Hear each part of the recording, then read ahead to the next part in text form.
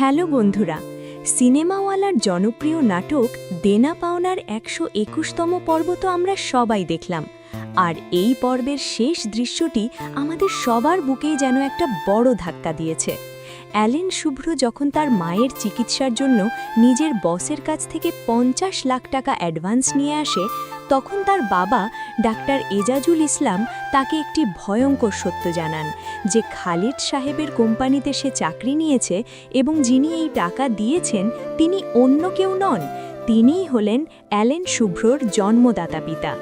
এই পরিচয় পাওয়ার পর ছেলের যে তীব্র প্রতিক্রিয়া তা আগামী পর্বের জন্য এক বিশাল কৌতূহলের জন্ম দিয়েছে।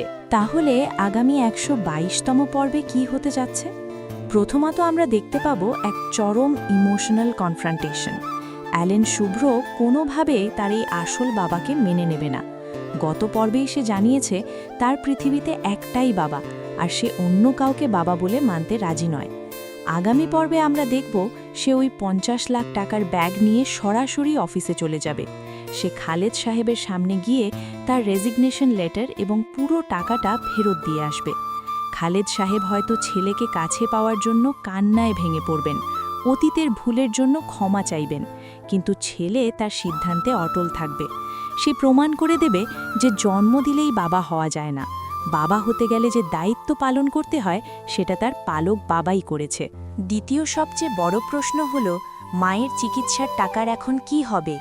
টাকা তো ফেরত দেওয়া হলো, কিন্তু মায়ের চিকিৎসা তো আর থামিয়ে রাখা যাবে না। এই চরম সংকটে পরিবারটি কিভাবে এতগুলো টাকার জোগাড় করবে? এখানেই হয়তো নাটকে নতুন মোড় আসবে।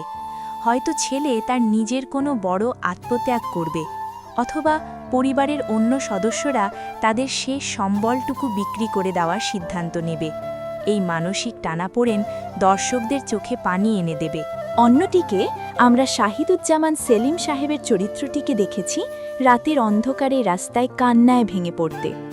তিনি তার আগের করা ভুলগুলোর জন্য চরম অনুশোচনায় ভুগছেন।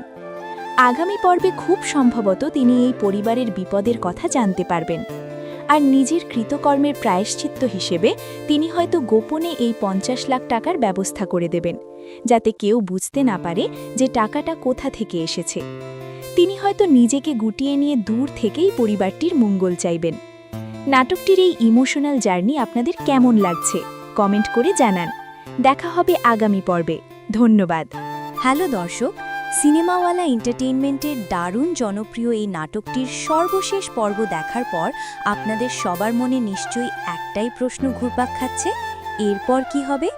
মায়ের চিকিৎসার জন্য জমানো টাকা নিজের ব্যবসার ৩ গুণ লাভের আশায় ঢেলে দিয়ে যে চরম ভুলটি ছেলেটি করেছে, তার মাসুল কি এবার মায়ের জীবন দিয়ে দিতে হবে? আমরা দেখেছি মায়ের অবস্থা যখন ক্রমশ খারাপের দিকে, তখন অনুশোচনায় দগ্ধ ছেলেটির পাশে এসে দাঁড়ায় তার সেই বন্ধু, যে নিজের জমানো শেষ ৪০,০০০ টাকা মায়ের চিকিৎসার জন্য নিঃস্বার্থভাবে দিয়ে দেয়। কিন্তু এই ৪০,০০০ টাকায় কি পারবে মায়ের জীবন বাঁচাতে?